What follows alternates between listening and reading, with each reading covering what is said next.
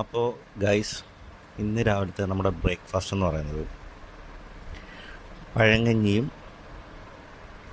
നല്ല മങ്കടയുടെ തല. ശരം ഒടിഞ്ഞു പോയി.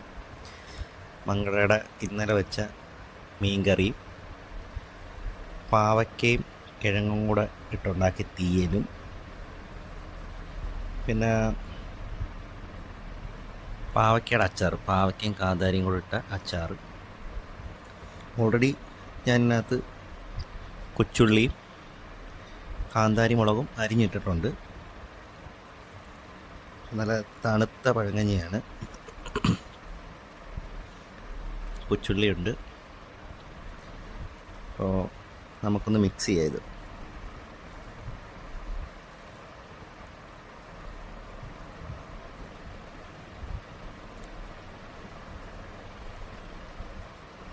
ശകലം പാവയ്ക്കയുടെ അച്ചാർ,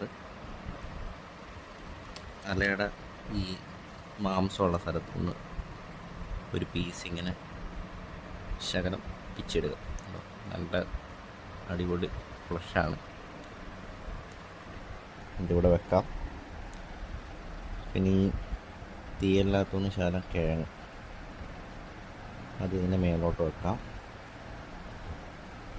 പിന്നെ ഒരു കാന്താരിയുടെ പീസ്, കട്ട് ചെയ്ത പീസ്, പിന്നെ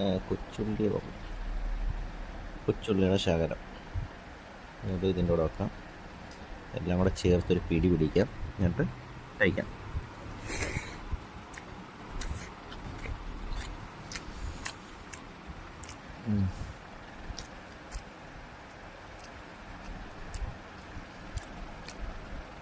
ഇതിൻ്റെ ടേസ്റ്റ് എന്ന് പറയുമ്പം തലേന്നത്തെ മീൻകറിയാണ്. നല്ല പുളിയൊക്കെ, നല്ല വാളം പുളി ഇട്ട് കറി വെച്ച മീൻകറിയാണ്. പുളിയൊക്കെ നല്ല രീതിയിൽ പിടിച്ചിട്ടുണ്ട് മീൻ. അതുപോലെ കൊച്ചുള്ളിയുടെ ടേസ്റ്റ് അതൊരു രക്ഷയില്ല കേട്ടോ. കൊച്ചുള്ളി കാന്താരിയും കൂടെ ഉള്ള കോമ്പിനേഷൻ ബെസ്റ്റാണ്. പഴങ്കഞ്ഞിയുടെ കൂടെ അടിപൊളിയാണ്.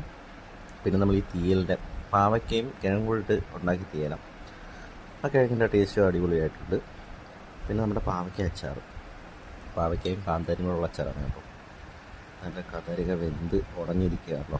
മിക്ക ഞാനകത്തുനിന്ന് ആ ജ്യൂസൊക്കെ ചാടും. കൂടെ ഒരു പിടിയും കൂടെ നോക്കാം.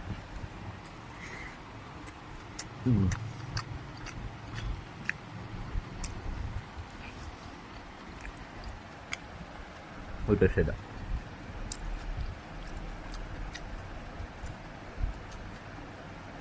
നമ്മൾ രാവിലെ ഇത്ര ഹാർഡ് ഫുഡ് കഴിക്കുന്നത് എല്ലാവരും പറയും ദഹനത്തിന് പ്രശ്നം ഉണ്ടാകുന്നു. പക്ഷേ തണുത്ത പഴങ്കഞ്ഞി കഴിക്കുന്ന ഒരു സുഖം അത് എന്ത് കഴിച്ചാലും കിട്ടില്ല.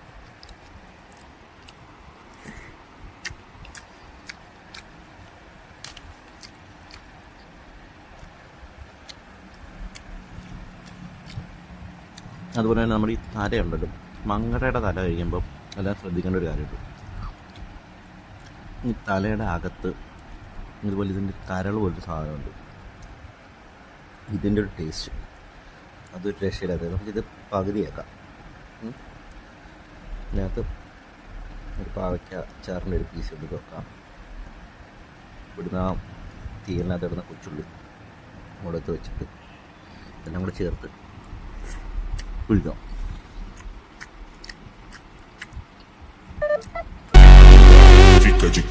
Fica de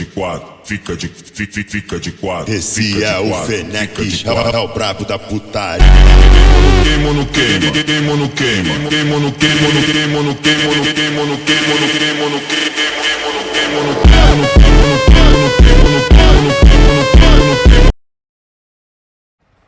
അപ്പോൾ ഏകദേശം നമ്മുടെ രാവിലത്തെ ബ്രേക്ക്ഫാസ്റ്റ് തീരാറായി. അപ്പം എല്ലാവരും ചോദിക്കുന്നൊരു കാര്യമുണ്ട്, രാവിലെ ഇത്ര ഹെവി ഇൻടേക്ക് എടുക്കുമ്പോഴത്തേക്ക് അതിൻ്റെ ഒരു ക്ഷീണം അല്ലാന്നുണ്ടെങ്കിൽ ഒരു മടി വരുത്തില്ല എന്നൊക്കെ.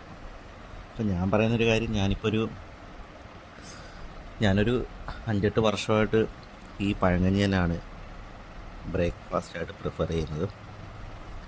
എനിക്കിതാണ് ഇഷ്ടം. പക്ഷെ എനിക്ക് അങ്ങനെയുള്ള മടിയോ അല്ലെങ്കിൽ അലസതയോ ഒന്നും തോന്നിയിട്ടില്ല.